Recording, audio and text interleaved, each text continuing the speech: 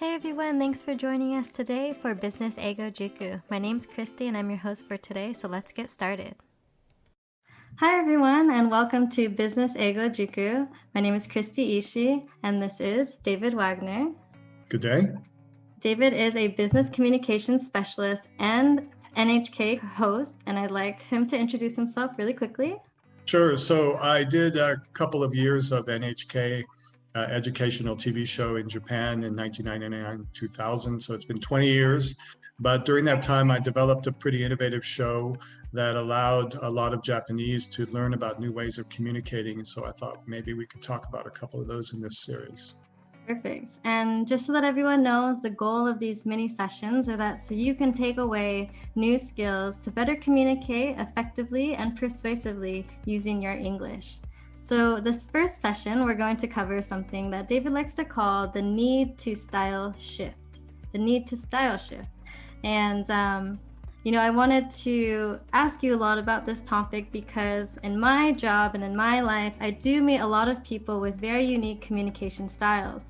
Working on the JET program, every teacher I worked with had different communication styles. As a recruiter, working with clients and candidates, everyone has a unique personality and comes from a different cultural background.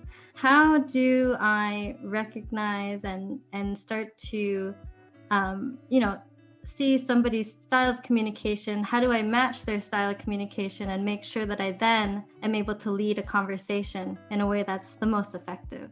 So you've hit the two key words, match and lead. And I think one of the things that would be helpful is for me to talk about cross-cultural communication theory that was developed a long time ago called style shifting. Style shifting involves taking two people from different cultures that have different styles and copying each other's style. So let me show you a slide that maybe will help to explain this concept a little bit.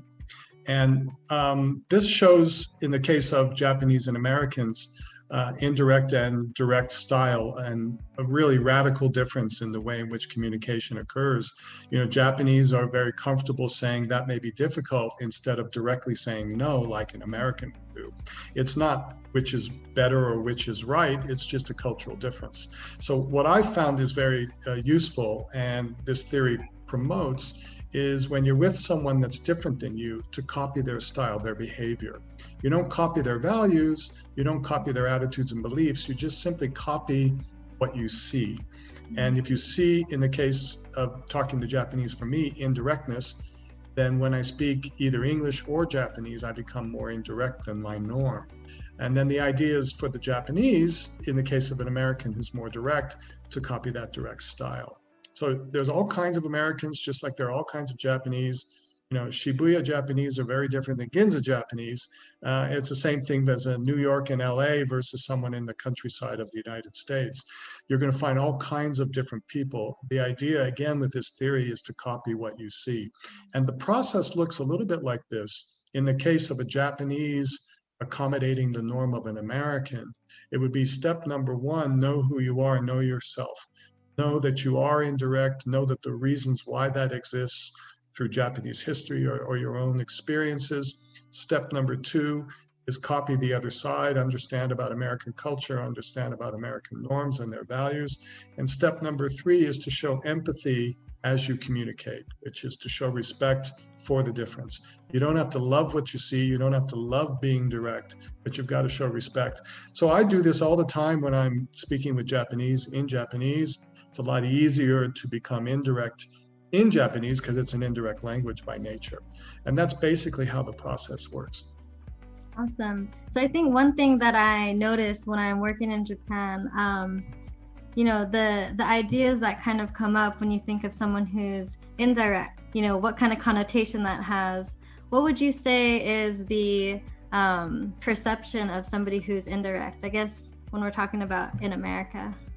Well, in the case of America, generally indirect people are not seen as terribly powerful or influential. That's not always true, and I think it's case by case and situation by situation. But you can just watch and learn a lot about a culture by watching the politicians that you see on TV. Mm-hmm. And we know current politician we have now, Donald Trump, is an in-your-face direct guy. Joe Biden is a little bit more indirect, right? His style is completely different. We can see the same thing in Japan with Japanese who are very direct. I remember Ishihara Shintaro, who wrote the book, The Japan Who Can Say No. Very, very direct Japanese as compared to someone who's maybe more indirect, like Abe Shintaro, who's the prime minister until recently.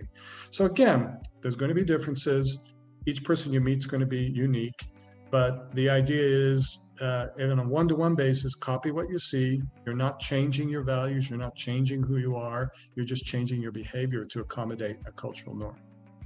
Yeah, definitely. And I think the three-step process that you showed us really helps us break down how we can approach speaking to people in a language that we might not be entirely comfortable with at the very beginning. But as we start to talk to people and as we start to recognize how we're perceived, right, when we're talking and our natural kind of inclinations and communication style. I want to add a comment on this. This diagram shows a Japanese shifting their style to accommodate a cultural norm in the United States. But ideally, the American's going to do it too. So people always ask me, well, what happens when the Japanese shifts his or her style and the American shifts his or her style? What happens if they're both shifting? And the answer is you have a heavenly experience, because both people are trying to accommodate the cultural norm, and it usually ends up in a really good result. Yeah, that's a really good point. The synergy that happens when somebody, kind of rises to the level of communication that the other person is used to and comfortable with has a huge impact on how perhaps you can even feel that third leg that was empathy, right?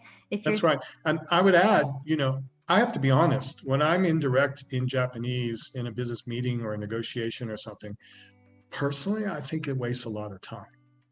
But in Japan, it doesn't. In Japan, silence is a part of the process. In Japan, being able to read the other person's body language, be able to look at their facial expressions is part of the process of communication. And it's okay to build those relationships over time. It's all about building relationships, right?